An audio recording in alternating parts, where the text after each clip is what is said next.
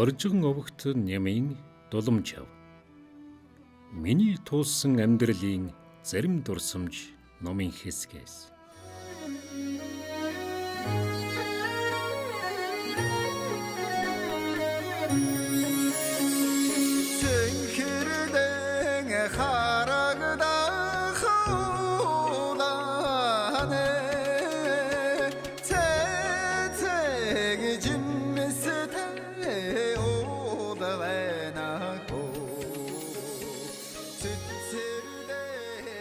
Хотод эргэж ирээд улсын шалгалтын дөрвөн хичээлийг онц түнтэй шалгуулж худалдааны нэгтлэн бодогч мэргэжилтэй болж сургуулийн төгслөө.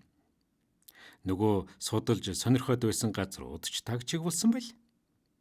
Сургууль төгссөн үнэмлэх дипломон аваад эд хэрэглэгчдийн хоршуудын төв холбооны мэдэлд наадмын өмнөхөн шилжиж очлоо. Наадам өнгөрмөгц төв холбооны тайлан бүртгэлийн хэлтсийн арга зүйн ухааны ахлах мэргэжилтэн Чойжилжив гэдэг хүнийг дагаж Завхан аймагт 60 хоногийн томилдоор явх болдгийм. Тэнд баримтын шалгалт хийх юм. Бид хожим хөдөлмөрийн Баатар цол хүртсэн Монхор самбуугийн машинд будаа ачиж дээр нь суугаад замдаа 5 хоног явж хүрлээ. Баянхонгор аймгийн Заг сум дээр эмэг ээж аав хоёр ирж тосож уулзаад цааш үдэж явуулсан юм.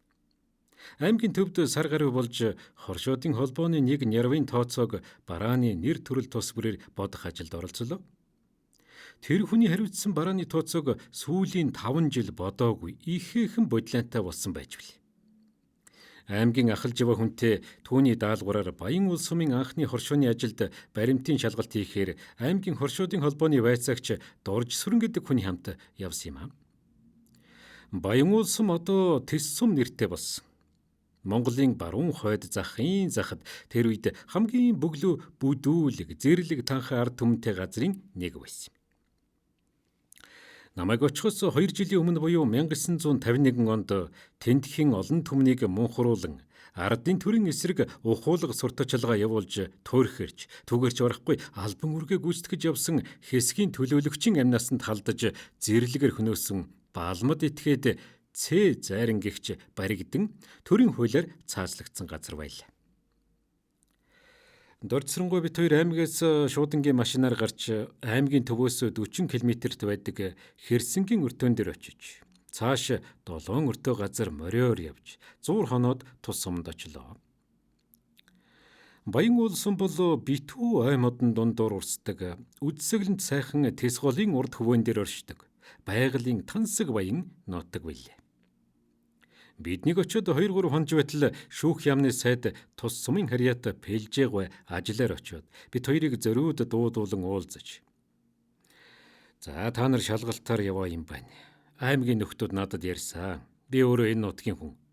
Манай эндхийн хүмүүсийн дотор зэрлэг танхай хүн олон биш үү?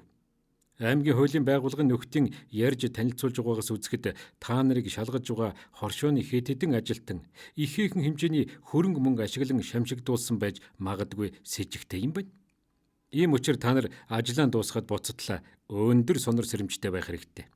Гэхдээ ер нь шөнө ээлжлэн амарч байх нь зүйтэй байх. Юмыг яаж мэдэх вэ? Магадгүй их хөрөнгө ашигласан хэрэг нь илэрсэн хүн юу ч хийхээс буцахгүй шүү.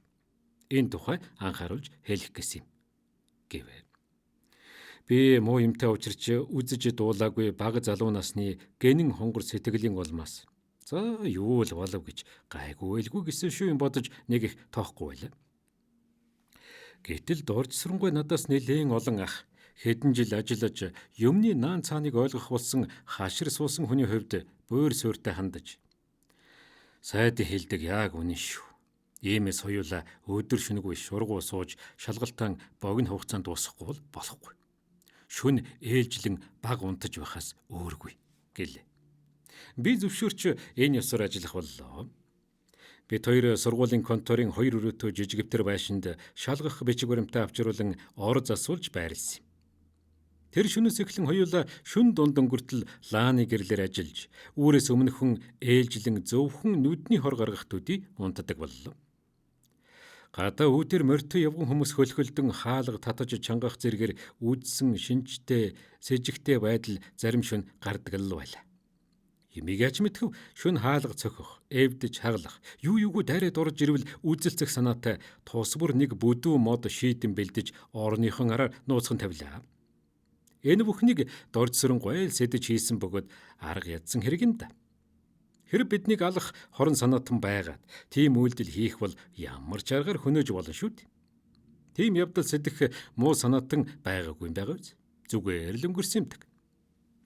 Нэг шин нэлээд өрөө бид хоёр хоёулаа амтайгүй юм хийгээ сууж байтал гинтхэн буу тас гэл хүн шуугилдаа явчлаа.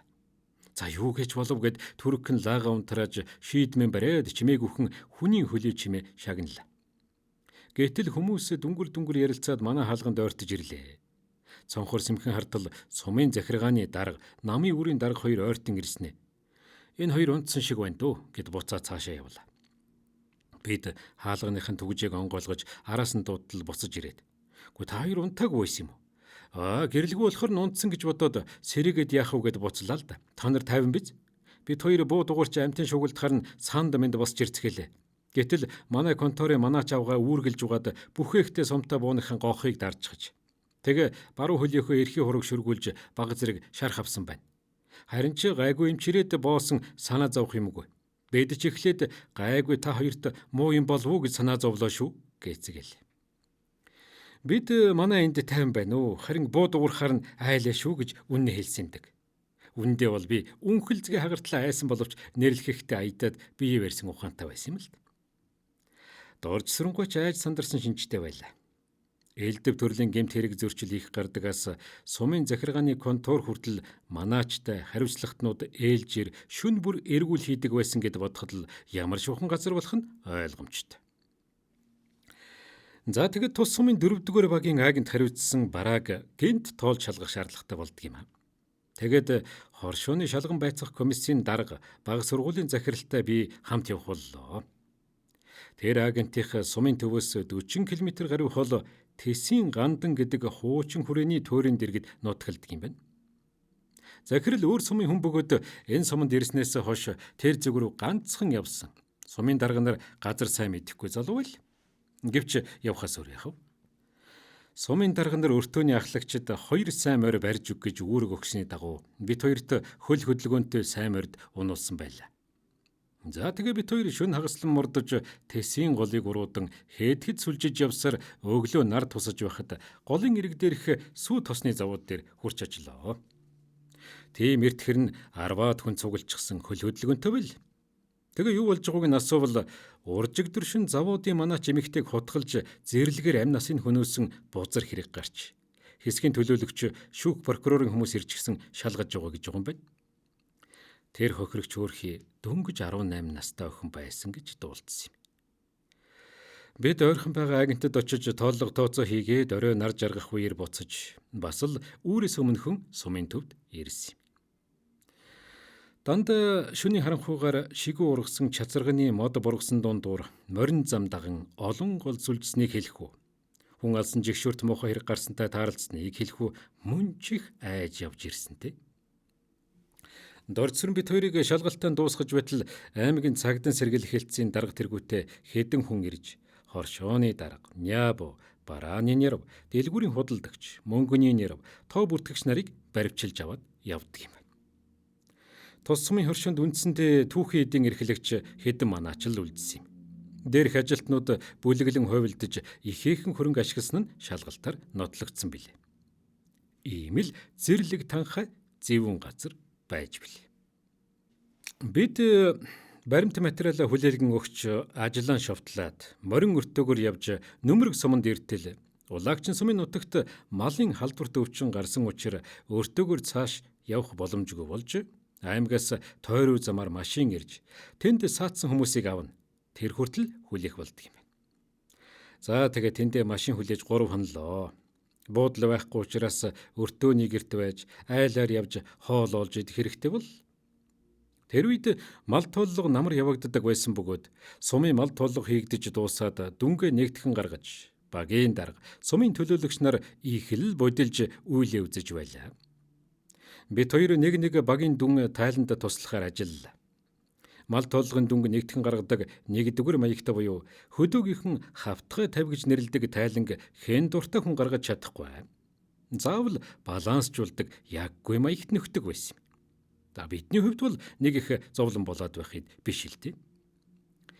Би нэг багийн тайланг гаргаж хэдэн хувь хуулж сумын захиргаанд тушаалгалаа. Сумын төлөөлөгч багийн дарга хоёр бусад багуудаас хамгийн түрүүн тайлангаа тушаасандаа баярлан намайг зөндөө дайлж 2-3 хоног тавтай байлгаж аймаг буцахад цагаан идэ чансан мах боож өгч билээ. За ингээд бид Завхан аймагт нийтдээ 75 хоноод намар нь хотод орж ирлээ. Гэтэл хоршуудын төв холбооны боловсон хүчний хэлтсийн дарга намжаа. За хөө чамайг Дорнод аймгийн хоршуудын холбооны мэдэлд хуваарлсан. Одоо тийшээ явна да гэдэг юм байна. Гэхдээ би чинь Баян хонгорын хүн шүү дээ. Намайг яагаад тийш нь хуваарлдаг вүлээ гэж асуулаа. Тэгтэл Дорнод аймгийн хоршуудын холбооны дарга очиршил чиний нэрийг зориуд цохож манайд хуваарлж өгөөч энэ залуу гэж албан ёсоор хүсэлт ирүүлсэн. Тэгээд тийш нь явуулахаар шийдвэрлсэн гэдэг юм байна. Гэхдээ би ч то хөгшин ээжтэйгээ хоёулахны амьдардаг өндөр настай ээжээсээ холд харахгүй. Та намайг Баян хонгор аймагт хуваарлж өгөөч гэж түүнээс гуйлаа. За тэгээ бүр халгаахгүй болохоор нь уйлж гуйж үдсэн ч болддгүй дээ. Би баг дунд сургуулиар сурч шатараалан боловсрал олж аваагүй. Ядуу тарчиг амьдралын ирэхээр хүний өөрийн мал малж угаад хоёр бие тэжээхийн тулд энэ сургуульд сайн дураар ээж идэвхэрийн суралцж төгссөн.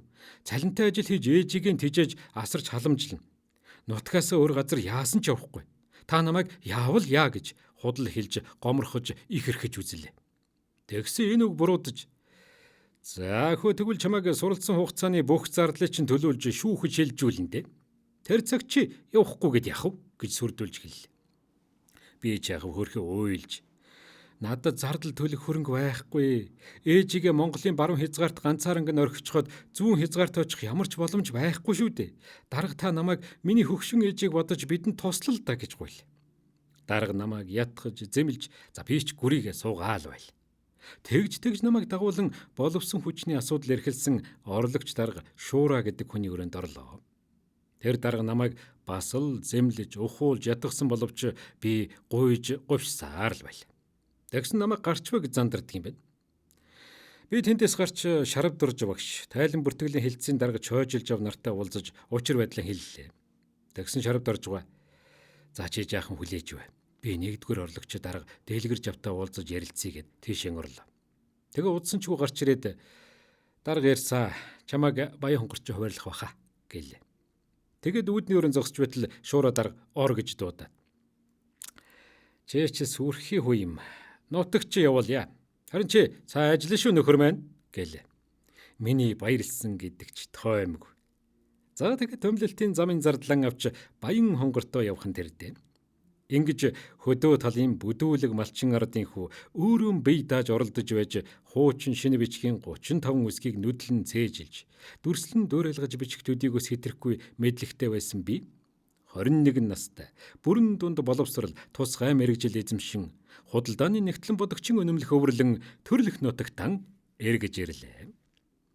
Энэ бол миний болон манай гэр бүлийнхний амьдралд гарсан том мэргэлт байсан юм шүү. Үүгээр би бахархаж явдаг. Бахархах үндэстэй гэж боддог. Тэгтэн би биеэнд үйл гэж сагсуурч яваагүй. Тэгэх ёс суртахууны үндэс надад байж хэрхэвч таарахгүй гэж ухамсарлан явдаг юм. Нэгэнт өндөр боловсрал мэрэгжилтэй, дадлаг туршлага сайтай, олон сайхан багш нараар хэдэн жил заалгаж олж авсан мэдлэг мэрэгжилээ хэрхэн эзэмшиж чадсанаа одоо ажил үйлсэрийн харуулах хариуцлагатай үүрэг надад оногдсныг ойлгож байлаа. Одоо бүх юм гагцхүү надаас миний ямар байдалтай яаж ажиллахаас шалтгааллах боллоо. Ажилласан хугацааны зарим дурсамж сурах нь нэг хэрэг бөгөөд харьцангуй хямд төсөр байсан бол ажиллах нь түүнээс хамаагүй хүнд шаал өөр асуудал байсан юм. Бие дааж ажил хөдөлмөр эрхлэх нь сурагчин ширээний ард сууж заалгасан хичээлээ ойлгож мэдсэний хэрээр багшийн өмнө шалгалт шүүлэг өгч дүгнүүлэхдээ жишиж зүрлэхийн аргагүй төвөг бэрхшээлтэй бөгөөд алхам тутамд хариуцлага шаардсан хүнд асуудал болох нь сумын анхны хоршооны нэгтлэн бодогчоор ажилласан өдрөөс мэдрэгдэж эхэлсэн юм. Сумын анхны хоршоо нь хэдийгээр анхан шатны жижигтэр нэг жижигэлээ бие даасан аж ахуйн тооцоон дээр ажилладаг, хуулийн этгээд хөрөнгө хогшил ихтэй, Орон нутгийн ажил амьдралд бараг оролцохгүй юмгүй. Суманд хамгийн томд ордог системийн дээд газар болон орон нутгийн нам захиргааны шууд удирдлагын дур ажиллаж, тэдгэрийн өмнө ажиллах хариуцсан тайлагнадаг байгууллага ажээ. Нэгтлэн бодогч нь даргийнхаа дараа орох 2 дахь удирдах албан тушаалдан учраас нэлээд хэдэн хүн удирдах, тэдэнтэй өдөр тутам тулж ажиллах шаардлагатай байдаг байна. Энэ бол миний хувьд цоошин огт мэдэхгүй хамгийн ярвигтай асуудал байлаа. Түүгээр ч зогсохгүй нэгтлэн бодогчийн ажлын өвөрмөц онцлог нь эрхлэн гүйцэтгэдэг мэрэгжлийн ажиллаараа системийн удирдах дээд байгууллагын мэрэгжлийн ажиллаас өөр хэнд ч захирагддаггүй онцгой эрхэдэлдэг. Түүнчлэн хөрөнгө мөнгө захиран зарцуулахдаа байгууллагын даргад энэ тэгш эрхэдэлдэг бас нэг онцлогтой. Даргын гаргасан хууль бус буруу шийдвэрийг буцаах, биелүүлэхээс татгалзах эрхээр хангагдсан байдаг. Ийм учраас нэгтлэн бодогчийн мэрэгжлийн онцлогоос түүнийг эдлэх эрх, хүлээх үүрэг хариуцлагыг төрийн дээд байгууллагаас батлан гаргасан тусгай дүрмээр зохицуулагдсан байдаг байна. За ингээд бүх юм өөрийн толгой дээр бууж, ярьж, зөвлөх, заавар удирдамж авах хүнгүй. Зөвхөн өөрөө шийдэж эдсэн хариуцлага хүлээх болдго юм байна. Гэхдээ ганц надад биш, сургууль төгсөөд шинээр ажил дээр гарч байгаа хүн бүрд тохиолддог бэрхшээл учраас давхал хэрэгтэй. Давхч болно гэдэгтэн итгэлтэй байлаа. Нэгтлэн бодогчийн ажил төвөг бэрхшээлтэй. Өдөр тутмын чимэглүүр ажилтай боловч үр дүн нь тэр дөрөө гарч мэдрэгдэж байдаг сайхан ажил ажээ. Эд хэрэглэгчдийн хоршоодын төв холбооны томилолтоо өвөрлөн 1953 оны 9-р сард Баян Хонгор аймгийн хоршоодын холбооны мэдэлд хүрэлцэн ирлээ. Аймгийн хоршоодын холбооны дарга ориг гэж дээлдэн дүү чихтэй торон хайвтар ихээхэн сэргэлэн залжин бор хүн. Ерөнхий нэгтлэн бодогч Доржбат гэдэг гол төлөв инээмсэглэж явдаг намхан нуруутай шар хүн хоёр намайг хүлээж авч уулзлаа. Надтай хамт төгссөн 3 хүн айл эрт 6 сард ирж ажилд хуваарлагдаад тус тусын суманд очиод ажиллаж байлаа. Дарга Няба хоёр их хилдэг сайхан зантай хүлээн авч амьдрал ах үе айл бүхнийг асууж сонирхоод миний үнэмлэх диплом дээр бичигдсэн дүнг үзээд. За чи сургуулаа их сайн төгссөн, бас шалгалтаар явж ажилласан, багчгүй туршлагатай болсон хүн байна. Чамайг харин намжаа яаж нааш нь явуулав? Бид аймгийнхан сурлага сайтай хүнийг авнаа гэж нэхэд Дорнод аймагт хуваарлсан гэд халгаахгүй байсан юм. Ашгүй наашаа ирдэг чинь сайн хэрэг. Манай аймаг Няба дутагдaltaй. Тэр дундаа техникум төгссөн мэрэгжлийн Няба бүрч их хэрэгтэй байгаа. Тэгэхэр чамайг одоогор Няба байхгүй богд сумд ажиллуулна. Тус сум Нябагоор даш цэвэл гэж олон жил Няба хийсэн хашир туршлагатай сайн хүн ажиллаж байгаадаа аймагт ирж хоршоодын холбооны төв агуулгын ярб болоод 3-4 сар болж байна. Энэ хугацаанд чиний очих сум Нябагүй байгаа юм. Даш цэвэлгүй чамтай хамт очиж ажлаа хүлээл гэж өгнө гэлээ. Би 7 хоногийн чөлөө авч гэртээ харж аав, хөгшин, залуу, хоёр ээж, ах эгч дүүнэртэйгээ уулзаж бөөн баяр хөөр болж хэд хоноод буцаж ирж даш цэвэл гэдэг ахмаг насны хүнтэй хамт шуудангийн газ 51 машинаар богд сумд очлоо. Богд сум аймгийн төвөөс 100 гаруй. Манай сумаас 200 шахам километр зайтай. Алтай нурууны үргэлжлэл болох говийн их богд уулын зүүн хойд ард орог нуурын хөвөнд байрлсан. Барилга байшин цөөтэй говийн сум байл.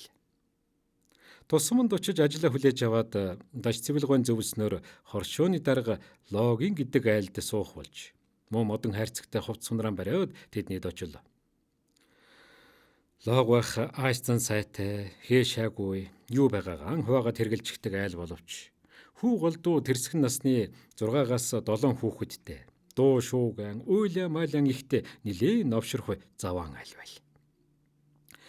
Амьдрал нь ч сайнгүй. Хүүхдүүд нь баг өмсөх хувцсгүй шалдан шахан байдаг. Эн тентгүй баач хийсэн баахан дэг муутай айл.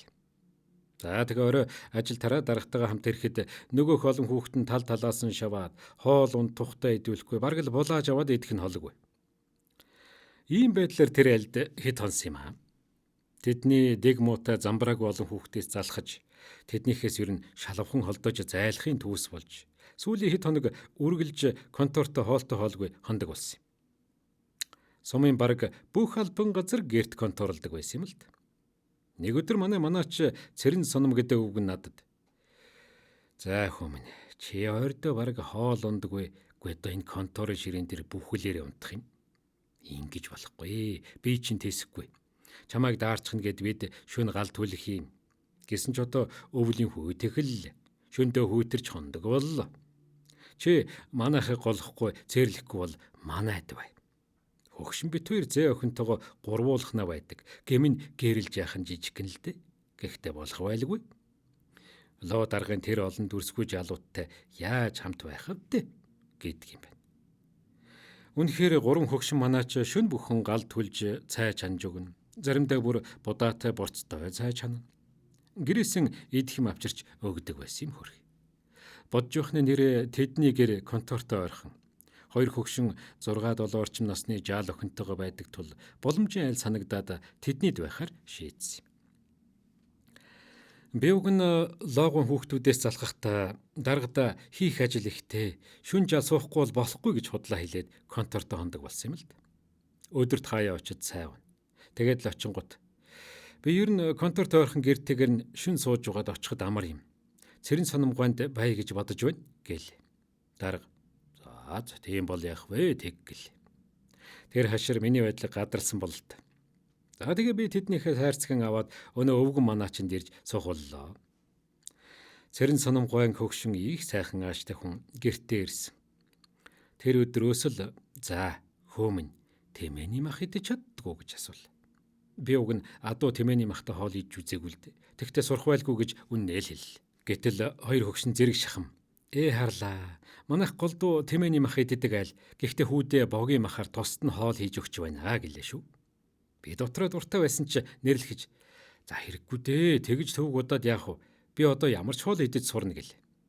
Гэсэн ч тэднийх надад дандаа тусад нь хоол хийж өгдөг байл. Би цалингаасаа тэднийд сар бүр 60 төгрөг өгч, түүнд хоёр хөгшин сэтгэл хангалуун байдаг байл. Би нэг удаа багт яваад 15 төгрөгөөр тарган хонь худалдан авч нядлуулаад мах гидсийн арьсанд нь боож авчирч өгсөн юм. Өвөл намайг жилийн эцсийн тайлан балаас гаргахаар аймаг ороход аав ах хоёр зөндөө их мах ааруул түүхий тос боорцог авчирч өгснийг урд хожим аймгийн төвд байсан айлд өгч ихэнх хэсгийг хоёр хөгшөнд авчирч өгсөн юм.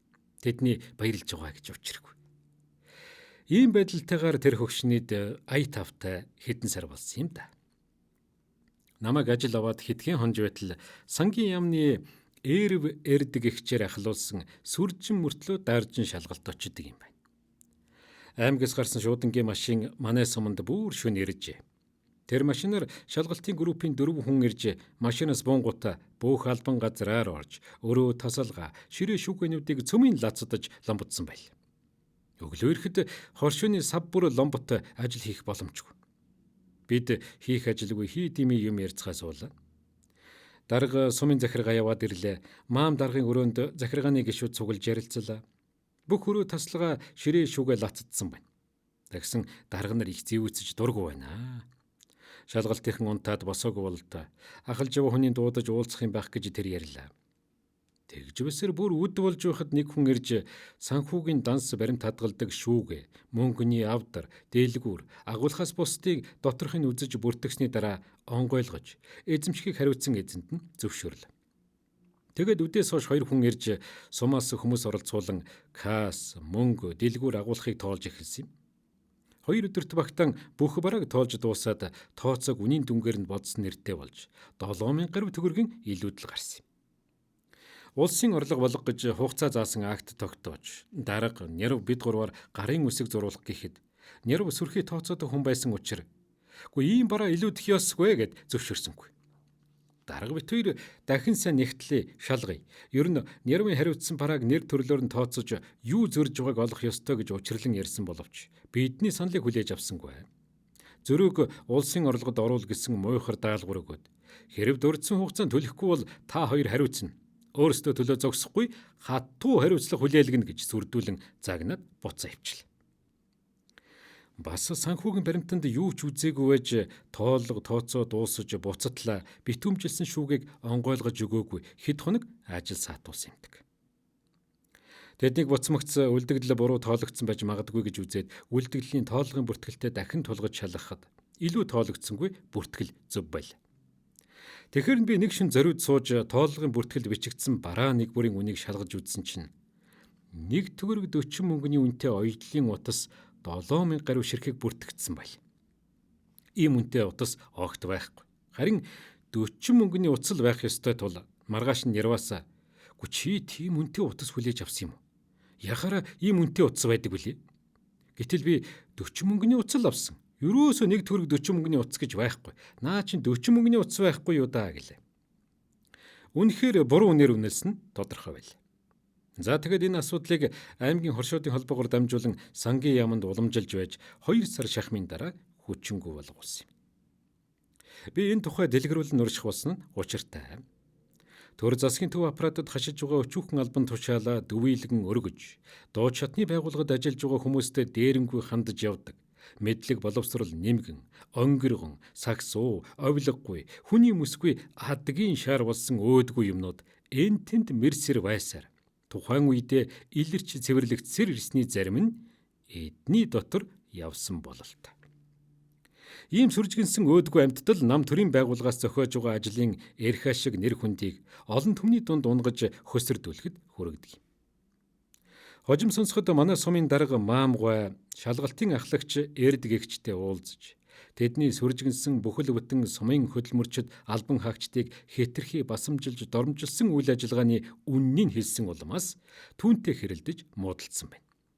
Тэгээд ч төр засгийн анхан шатны нэгжийн удирдах хариуцлагатай албыг олон жил хашсан хашир туршлагатай тэр дарга аймгийн захиргаагаар дамжуулан засгийн газарт дээрх нөхдийн болчмгүй ойврогон ажиллагааны талаар араас нь бичиж жин тавьсны улмаас Эрд зэрэг зарим хүнийг ажлаас нь зайлуулж амжижээ.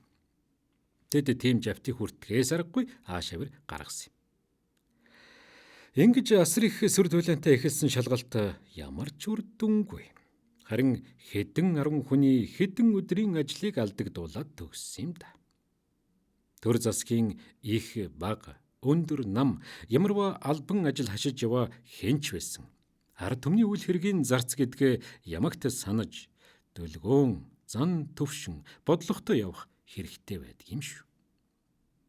Амьдралын энэ шугамаас гажиж хазайсан буруу буюу мартаж огоорсон хүн өөрийн болоод өрөөл бусдын ажил амьдралд хизээч арилгах аргагүй хар толб үлдээдэг юм аа.